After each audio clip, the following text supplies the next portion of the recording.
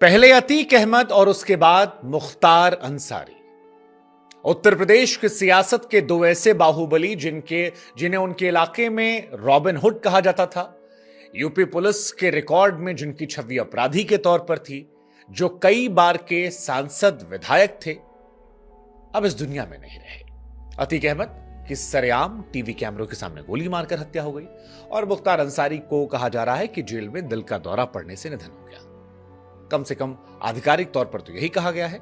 बाकी अगर मुख्तार के प्रशंसकों उनके परिवार की माने तो उनका यह कहना है कि हत्या करवा दी गई है जेल के अंदर। कितना सच कितना फसाना, इसका फैसला हम आप पर छोड़ देते हैं। लेकिन मुख्तार अंसारी के साथ हमने अतीक अहमद का नाम इसलिए लिया क्योंकि इन दोनों की कहानी जो है उसकी भूमिका एक तरह से बनती है और मुख्तार और अतीक की कहानी का जो पतन है वो भी एक तरीके से बनता है। कमोबेश एक ही साल में बनता है। इलाहाबाद में उमेश पाल, तो फिर पूर्वांचल में कृष्णनंद राय, और दोनों की पटकथा में दोनों के भाइयों का जिक्र होता है।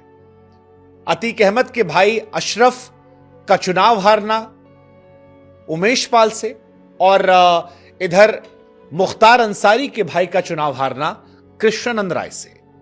उधर अतीक अहमद का अपने ईगो पर लेना और इधर मुख्तार अंसारी का अपने ईगो पर लेना, और उसके बाद उनकी पत्नियों का लंबा संघर्ष करना और आखिर में एक रहस्यमय तरीके से दोनों की मृत्यु हो जाना। हमें लगा आज हम किस्सा सुनाएं आपको कृष्णनंद राय हत्याकांड का, जिसके बाद यह माना जाता है कि मुख्तार अंसारी का सही मायनों में पतन वहीं से शुरू हुआ। यह कहानी जानने के लिए आपको 2005 में चलना पड़ेगा। तत्कालीन बीजेपी के विधायक कृष्णनंद राय की हत्या ने मुख्तार अंसारी के आपराधिक इतिहास का रुख बदल दिया था। कहा जाता है कि उस दिन कृष्णनंद राय पर 500 राउंड फायरिंग हुई थी। कृष्णनंद राय गोलियों से छलनी हो गए थे। लेकिन क्या है मुख्तार अंसारी से कृष्णनंद राय की दुश्मनी, और फिर यह कहानी हम आपको सुनाते हैं।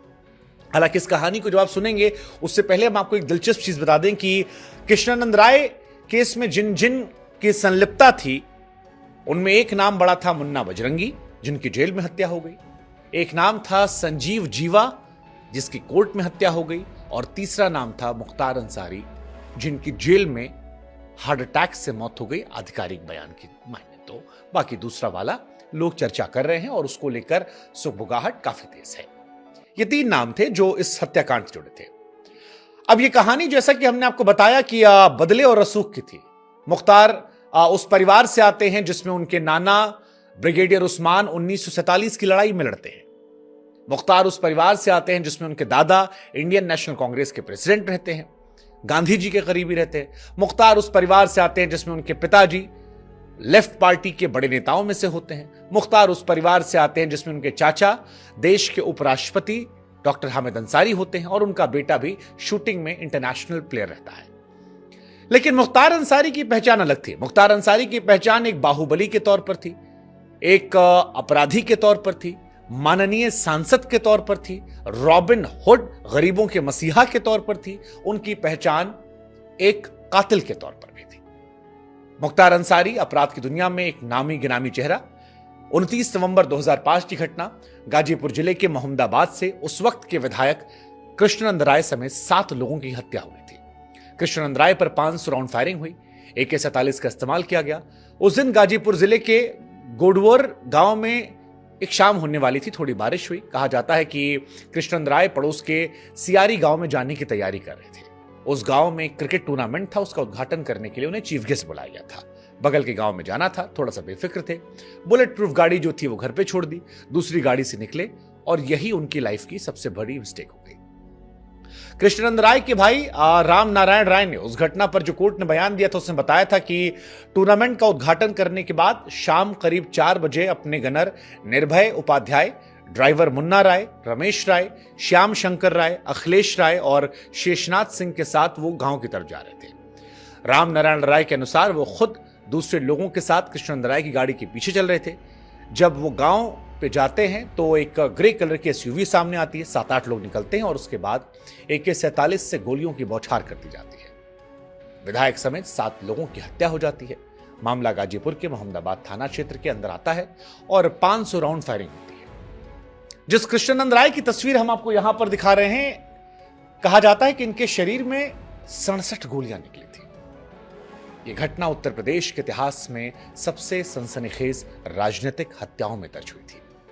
अब सवाल होगा आपके मन में कि आखिर क्यों यह हत्या करवाई गई थी, क्या वजह थी? तो इस वजह को जानने के लिए आपको थोड़ा सा और पीछे चलना पड़ेगा। 2005 के घटनाक्रम से पहले 2002 में चलना पड़ेगा। 2002 में गाजीपुर की मोहम्मदाबाद सीट से कृष्णानंद राय ने मुख्तार के भाई अफजाल अंसारी को हरा दिया था और इसे दोनों भाइयों ने अपनी आन बान पर ले लिया। कहा जाता है कि इसी के बाद मुख्तार ने अपनी जिंदगी का मकसद बनाया कि कृष्णानंद राय को रास्ते से हटाना है। एक कहानी यह भी चलती है कि ब्रिजेश सिंह, जो मुख्तार के जानी दुश्मन थे, उन्हें कृष्णानंद राय ने सहयोग दे रखा था।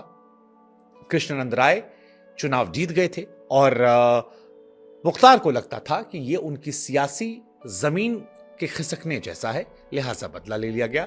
वैसे ही जैसे अतीक ने अपने भाई अशरफ के लिए उमेश पाल हत्याकांड को अंजाम दिलवाया था।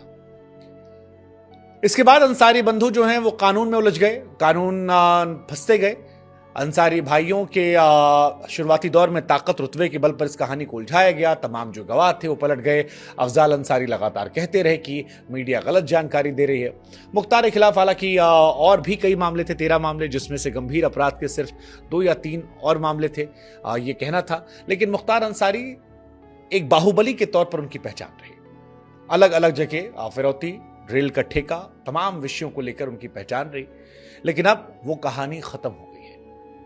मुख्तार के मानने वाले उन्हें एक हीरो के तौर पर देखते हैं और उनको नापसंद करने वाले इसे एक अपराध की सजा मिलने के तौर पर देखते हैं। एक व्यक्ति जिसको लेकर 2 नजरिया है।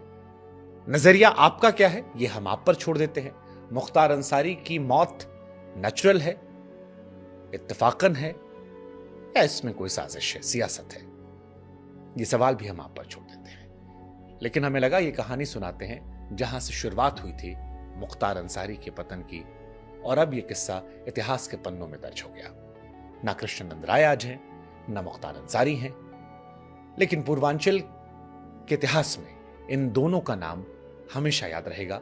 जब भी गैंगवार का, बाहुबल का और सियासत में बाहुबलियों के रुतबे का जिक्र होगा, इन दोनों का नाम आता रहेगा।